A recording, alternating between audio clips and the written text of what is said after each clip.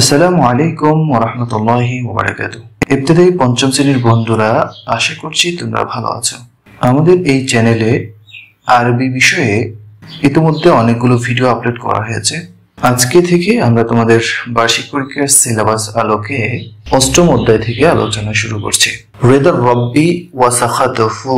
Rather রব্বি আল্লাহর সন্তুষ্টি, ওয়া সাখাতুহু এবং আল্লাহর অসন্তুষ্টি। এই বিষয়ে এখানে গল্প বলা হয়েছে। তিনজন ব্যক্তির ঘটনা এখানে দেওয়া আছে। চলো আমরা আজকে ভিডিওর মাধ্যমে আমরা অনুবাদ করার চেষ্টা করি। কানা ফি বনি ইসরাঈলা, বনি ইসরাঈলে ছিল সালাসাতুন, তিনজন ব্যক্তি। বনি ইসরাঈলে তিনজন ব্যক্তি ছিল। আবরাসু, একজন হচ্ছে কুষ্ঠ রোগী বা ধবল রোগী। ওয়া আকরাউ, আরেকজন ছিল টাক মাথা বিশিষ্ট। আর ওয়া আমা, আরেকজন ছিল অন্ধ। তাহলে বনি ইসরাঈলে তিনজন ব্যক্তি ছিল, একজন কুষ্ঠরোগী, একজন টাকমাথা এবং আরেকজন অন্ধ। আরাদাল্লাহু, আল্লাহ তাআলা ইচ্ছা পোষণ করলেন, আইয়াবতালিয়াহুম, তাদেরকে পরীক্ষা করতে। ফাবাআসা ইলাইহিম, সুতরাং আল্লাহ রাব্বুল আলামিন তাদের নিকট প্রেরণ করলেন মালাকান, একজন ফেরেশতাকে। ফাআতাল আবরাস, ওই ফেরেশতা আসলো আবরাসা, কুষ্ঠরোগীর নিকট বা ধবল রোগীর নিকট। ফাকালা, অতঃপর বলল, আইয়ু শাইইন আহাব্বু ইলাইকা, আইয়ু শাইইন, কোন জিনিসটি, কোন বিষয়টি, আহাব্বু ইলাইকা, তোমার নিকট সবচাইতে প্রিয় হবে। আহাব্বু মানে সবচাইতে প্রিয়, ইলাইকা মানে তোমার নিকট। তাহলে কোন জিনিসটি তোমার নিকট সবচাইতে প্রিয় হবে বা কোন জিনিসটি তোমার নিকট সবচাইতে প্রিয়। ফাকাল আল আবরাস, কুষ্ঠ রোগীটি বলল, জিলদুন হাসানুন, সুন্দর চামড়া। কারণ কুষ্ঠ রোগ মানে হচ্ছে শরীরের বিভিন্ন জায়গায় সাদা হয়ে যাওয়া। তো সে বলল যে জিলদুন হাসানুন, সুন্দর চামড়া। ফামাসাহাহু, তাকে মাছে করে দিলেন বা তাকে মুছে দিলেন, তার হাত বুলিয়ে দিলেন, তার গায়ে হাত বুলিয়ে দিলেন।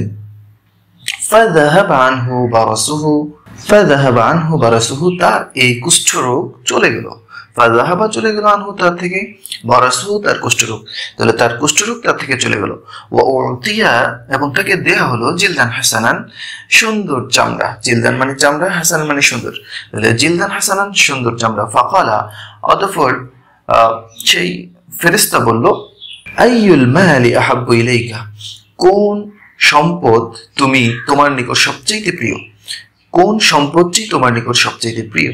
কলা, ওই লোকটি বলল, আল ইবিলু, সে বলল আমার নিকট ওট হচ্ছে প্রিয়।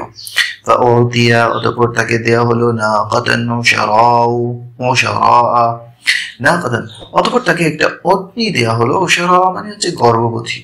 তাহলে গর্ভবতী ওটনি দিল। ওশারা বলতে এমনিতে 10 মাসের গর্ভবতী ওটকে বোঝানো হয়। তাহলে তাকে 10 মাসের গর্ভবতী একটি ওট দেয়া হলো। ফাকালা, অতঃপর ফেরেশতা বললেন, বারাকাল্লাহু লাকা ফিহা, আল্লাহ রাব্বুল আলামিন তোমাকে এর মাঝে বরকত দান করুন। এরপরে ফাআতাল মালাকু, অতঃপর ওই ফেরেশতা আসলো আল আকরা, টাক মাথার নিকট। ফাকালা, অতঃপর বলল, আইয়ু শাইইন আহাব্বু ইলাইকা, তোমার নিকট কোন বিষয়টি সবচাইতে প্রিয়, তোমার নিকট কোন বিষয়টি, কোন বস্তুটি সবচাইতে প্রিয়। ফাকালা শা'রুন হাসানুন, সে বলল আমার নিকট সবচাইতে প্রিয় হচ্ছে সুন্দর চুল। ফামাসাহাহু, অতঃপর ফেরেশতা তার মাথায় হাত বুলিয়ে দিলেন। ফাউতিয়া, তাকে দেয়া হলো শা'রান হাসানান, সুন্দর চুল। ফাকালা, অতঃপর ওই ফেরেশতাটি বলল, আইয়ুল মালি আহাব্বু ইলাইকা, তোমার নিকট কোন সম্পদটি সবচাইতে প্রিয়। ফাকালা আল বাকারু, তিনি বললেন আমার নিকট গাভী সবচাইতে প্রিয়। ফাউতিয়া বাকারাতান হামিলাতান, তাকে গর্ভবতী গাভী দেয়া হলো।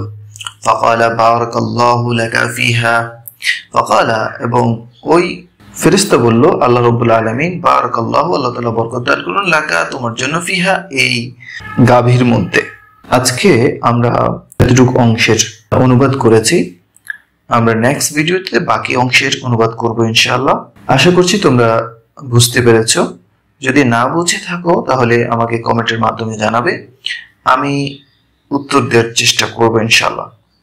তো সবাইকে মহান রব্বুল আলামিন ভালো রাখুন সেই আশাবাদ ব্যক্ত করে আজকের ভিডিও আমরা এখানে শেষ করছি। আসসালামু আলাইকুম ওয়া রাহমাতুল্লাহি ওয়া বারাকাতুহু।